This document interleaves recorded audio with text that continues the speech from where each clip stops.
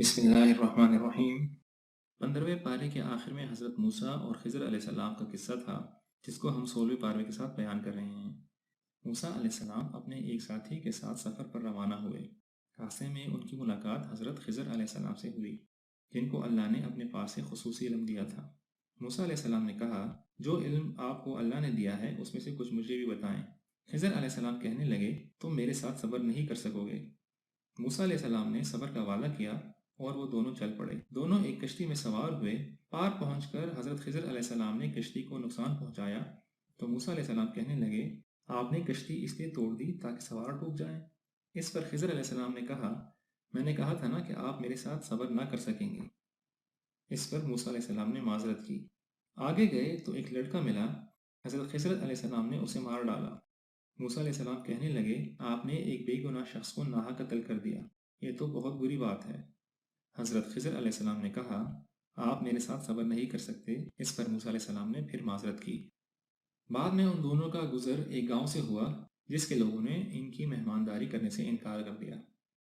خضر علیہ السلام نے اس گاؤں والوں کی ایک دیوار مرمت کر دی۔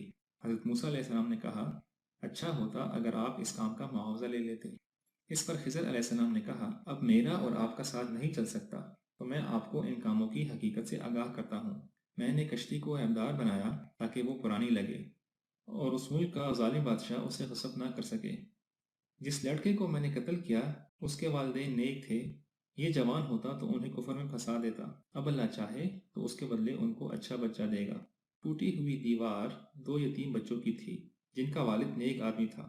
دیوار میں نے اس لیے بنائی کہ اس کے نیچے خزانہ تھا، جب بچے بڑے ہوں گے تو وہ خزانہ نکال لیں گے۔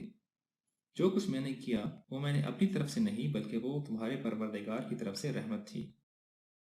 ذوالقرنین کو ہم نے زمین میں حکمرانی عطا فرمائی تھی۔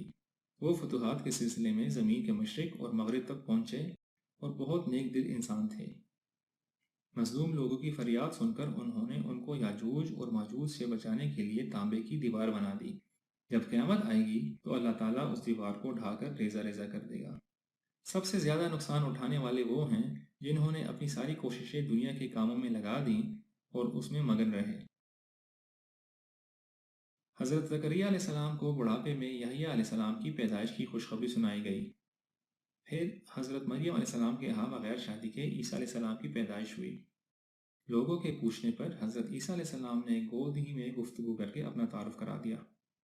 جب حضرت ابراہیم علیہ السلام نے اپنے باپ کو بتوں کی پوجا سے روکا تو باپ نے انہیں سنسار کرنے کی دھمکی دی۔ ابراہیم علیہ السلام نے کہا، میں تمہارے مشرکانہ عقیدے سے بیزار ہوں، اور وہ اپنے باپ سے الگ ہو گئے۔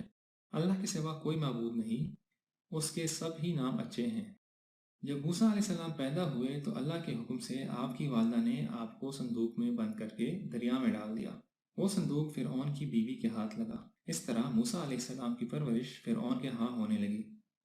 حضرت موسیٰ جوان ہو گئے تو مقدس وادی میں ان کو اللہ تعالیٰ کے ہاں ہم کلامی کا شرف حاصل ہوا، اور ان کو اللہ کی طرف سے عصا اور ید بیضاء کے معجزات عطا ہوئے، اور فرعون کے پاس جانے کا حکم ملا۔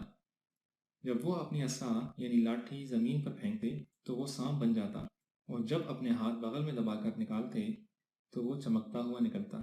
حضرت موسیٰ علیہ السلام کی درخواست پر ان کے بھائی ہارون علیہ السلام کو بھی نبوت ملی۔ جب آپ فرعون کے پاس دین کی دعوت دینے گئے تو فرعون نے جادوگروں کو بلا کر موسیٰ علیہ السلام کے ساتھ مقابلہ کرایا، جس میں جادوگر مات کھا گئے اور موسیٰ علیہ السلام پر ایمان لے آئے، مگر فرعون نہ مانا۔ اس کے بعد موسیٰ علیہ السلام بنی اسرائیل کو لے کر چل پڑے۔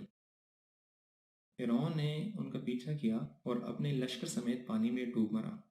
موسیٰ علیہ السلام کے زمانے میں ایک شخص سامری نے جادو کے زور سے ایک مصنوعی بچڑا بنایا جو گائے کی آواز نکالتا تھا۔ لوگ اس کی عبادت کرنے لگے۔ سامری کو اس جرم کی سزا دنیا میں یہ ملی کہ اگر کوئی اسے چھو لیتا تو اسے بخار ہو جاتا۔ آخرت کا عذاب بھی اسے مل کر رہے گا۔ اس دن کسی کو کوئی شفاعت کام نہ دے گی سوائے اس شخص کے جسے اللہ تعالیٰ خود اجازت دے۔ اس دن نیک اہل ایمان کو نہ کسی ظلم کا خوف ہوگا اور نہ ہی کسی نقصان کا۔ جس نے اللہ کے ذکر سے منہ موڑا اس کے لیے دنیا میں زندگی تنگ ہو جائے گی اور آخرت میں اسے اندھا کر کے اٹھایا جائے گا۔ یہ لوگ جو باتیں کرتے ہیں ان پر صبر کیجیے۔ اللہ کی تسبیح بیان کیجیے اس کی حمد کے ساتھ، اور اپنے گھر والوں کو نماز کا حکم دیجیے اور خود بھی اس پر قائم رہیں۔